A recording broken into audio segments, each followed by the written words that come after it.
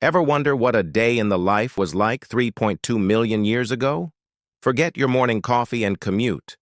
Picture this: the vast, sun-drenched savannas of what is now Ethiopia. This was the world of Australopithecus afarensis, our ancient relatives, and life was a constant high-stakes adventure. The sun rises, casting long shadows across the acacia trees. The air isn't filled with traffic noise, but with the calls of exotic birds and the distant roar of a predator. For a small group of Australopithecus, the day begins not with an alarm clock, but with the primal urge for food and the instinct for safety. They are a family, moving together, their survival depending on their bond. Their world was a buffet of opportunity and danger. Let's talk about the menu. There were no supermarkets, of course. Foraging was a full-time job. They'd search for ripe fruits hanging from trees, dig for nutritious roots and tubers with their bare hands, and gather protein-rich insects.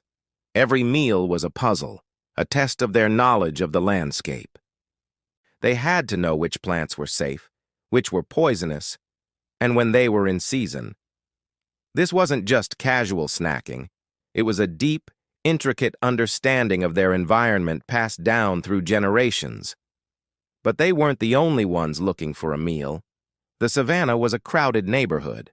Imagine giant long-horned buffalo, early ancestors of elephants called Dinotherium with strange downward-curving tusks, and herds of three-toed horses. These were the giants of their time, shaping the landscape as they moved. Watching them was a daily spectacle, a reminder of the sheer power of nature. And where there are herbivores, there are always carnivores. This was the age of predators that would make a modern lion look tame. There was Dinofelis, the terrible cat, a saber-toothed hunter built for ambush. Giant hyenas, far larger than their modern cousins, roamed in packs, their bone-crushing jaws a constant threat. Crocodiles lurked in the rivers and waterholes, waiting for any creature to come for a drink. For our Australopithecus ancestors, every step was a calculated risk. They couldn't outrun a Dinofelis or overpower a giant hyena. So what was their secret to survival? Teamwork and intelligence. They moved in groups, with many eyes scanning the horizon for danger. A sharp cry from one individual would alert the entire group to freeze or flee. Their anatomy gave them a unique advantage. They were bipedal. They walked on two legs. This was a revolutionary adaptation. Walking upright freed their hands to carry food, tools, and most importantly, their young. It also allowed them to see over the tall grasses of the savanna, spotting predators or resources from a distance. While they weren't as fast as a four-legged gazelle, being upright was a game-changer for long-term survival strategy. But they weren't just walkers. Their long arms and curved fingers tell us they were still skilled climbers.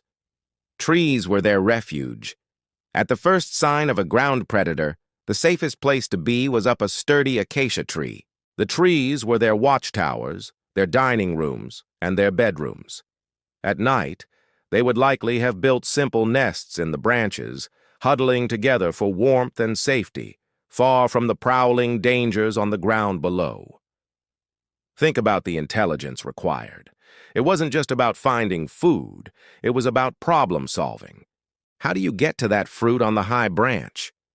How do you crack open a nut with a tough shell? They likely used simple tools: a rock to smash a nut, a stick to dig for roots. This wasn't advanced technology, but it was the very beginning of a journey that would lead to everything we have today. It was the dawn of ingenuity. Communication was key. While they didn't have language as we know it, they would have communicated through a complex system of gestures, body language, and vocalizations. A grunt of warning, a gesture to point out a food source, the comforting touch between a mother and child, these were the threads that wove their social fabric together. Let's not forget the most famous Australopithecus afarensis of all, Lucy. Her discovery in 1974 was monumental. Her skeleton, about 40% complete, proved that our ancestors were walking upright long before their brains grew significantly larger. She was small, perhaps only 3.5 feet tall, but she represents a giant leap in our evolutionary story. She wasn't a missing link, but a powerful testament to a successful species that thrived for nearly 1 million years. Life 3.2 million years ago was unimaginably tough. It was a world without medicine, without fire for warmth or protection, without any of the comforts we take for granted. Every injury, every illness, every dry season was a life-threatening crisis. Yet, they endured. They raised their young, they formed bonds, and they navigated a world teeming with giants and super predators. They weren't just surviving, they were laying the groundwork for the future. Their adaptability, their social nature, and their budding intelligence were the raw materials from which humanity was forged. So next time you look at the stars, take a moment to think about these distant ancestors. They, too, looked up at the same moon, huddled together under the vast African sky, living out their dramatic, challenging, and ultimately successful story, the story that eventually led to us.